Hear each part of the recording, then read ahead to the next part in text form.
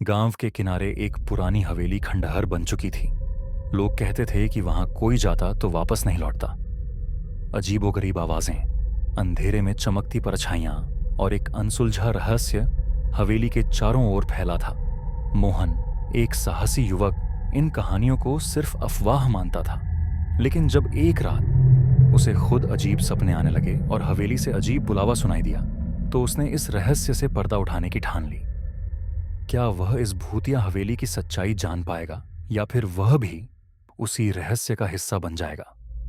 यह कहानी डर, रोमांच और एक अनसुलझे रहस्य से भरी हुई है। क्या आप इस यात्रा में मोहन के साथ हैं? भूतिया हवेली। एक खौफनाक रात गांव के किनारे एक पुरानी जर्जर हवेली थी। लोग कहते थे कि वहां रात में अजीब अजीब आवाजें आती हैं, और जिसने भी वहां जाने की कोशिश की वह या तो पागल हो गया या फिर कभी लौटा ही नहीं। बुजुर्गों का कहना था कि यह हवेली कभी एक अमीर जमींदार की थी, जिसकी बेटी की संदिग्ध परिस्थितियों में मौत हो गई थी। तब से उसकी आत्मा इस हवेली में भटक रही थी। लेकिन मोहन को ये सब सिर्फ अफवाहें लगती थीं। वह निडर था और भूत प्रेत जैसी बातों पर विश्वास नहीं करता था। शर्त जो जानलेवा साबित हुई, एक दिन गांव के कुछ दोस्तों के साथ चर्चा के दौरान हवेली का जिक्र आया। मोहन ने हंसते हुए कहा, अरे ये सब बेकार की बातें हैं, भूत वूत कुछ नहीं होते। रवि, जो थोड़ा डरपोक था, बोला, अगर इतना ही विश्वास है तो जाकर दिखाओ हवेली में अकेले रात बिताकर। सभी दोस्तों ने मिलकर शर्त लगा दी कि अगर मोहन पूरी रात हवेली में बिता ले तो उसे जीत के रूप में 5,000 रुपए मिलेंगे। मोहन ने बिना सोचे समझे हामी भर दी। दोस्तों ने तय किया कि वे बाहर से पहरा देंगे, और अगर मोहन को डर लगा तो वह दरवाजा खटखटाकर बाहर आ सकता था। आधी रात का समय। हवेली में पहला कदम। मोहन अपने हाथ में एक पुरानी लालटेन और टॉर्च लेकर हवेली के अंदर दाखिल हुआ। अंदर घना अंधेरा था और चारों ओर अजीब सी बदबू फैली हुई थी। छत से मकड़ी के जाले लटक रहे थे और हर कोने में धूल जमी हुई थी।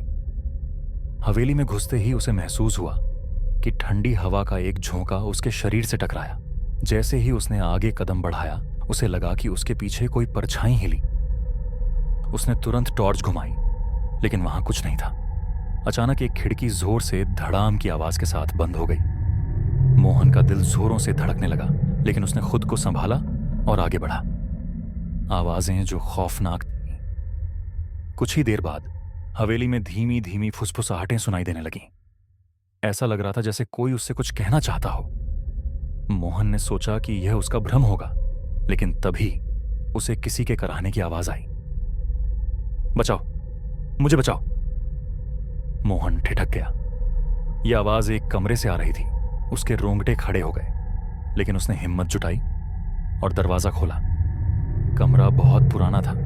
फर्श टूटा हुआ था और बीच में एक पुराना झूला लटका हुआ था, जो बिना हवा के ही हिल रहा था। सफेद साया और खून से सने हाथ। मोहन ने जैसे ही टॉर्च से कमरे को देखा, उसकी आंखें फटी की फटी रह गईं। सामने एक सफेद साया खड़ा था। उसकी लाल चमकती आंखें और हड्डियों जैसा पतला शरीर देखकर मोहन के पैरों तले जमीन खिसक गई। तू यहां क्यों आया? भूतिया आवाज गूंजी। मोहन की टॉर्च उसके हाथ से गिर गई और वह कांपने लगा। वह जितना भागना चाहता था, उसके पैर उतने ही जकड़ने लगे। सफेद साया धीरे धीरे उसकी तरफ बढ़ रहा था। अचानक मोहन को अपने कंधे पर किसी के ठंडे खून से सने हाथ का एहसास हुआ। वह जोर से चिल्लाया, लेकिन उसकी आवाज बाहर खड़े दोस्तों तक नहीं पहुंची। अब हवेली की दीवारों पर हलचल होने लगी। खिड़कियां अपने आप खुल बंद हो रही थीं और चारों ओर किसी के हंसने और रोने की आवाजें आने लगीं।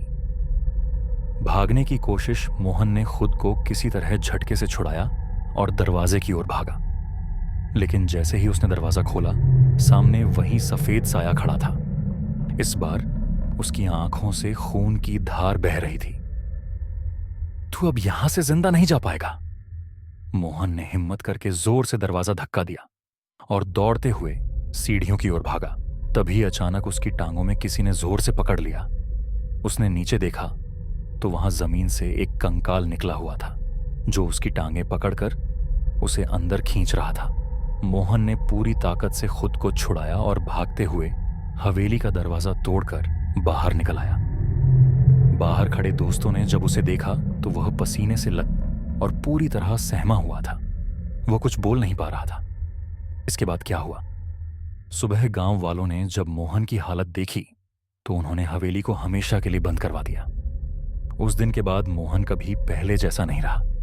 वह अक्सर अकेले में डर कर चीख उठता था और कहता था, वो अब भी मुझे बुला रही है, मैं उससे बच नहीं सकता। आज भी जो भी रात में हवेली के पास से गुजरता है उसे धीमी फुसफुसाहटें और कराहने की आवाजें सुनाई देती हैं। गांव में कोई भी उस हवेली का नाम तक लेने से डरता है। Cloudy ice.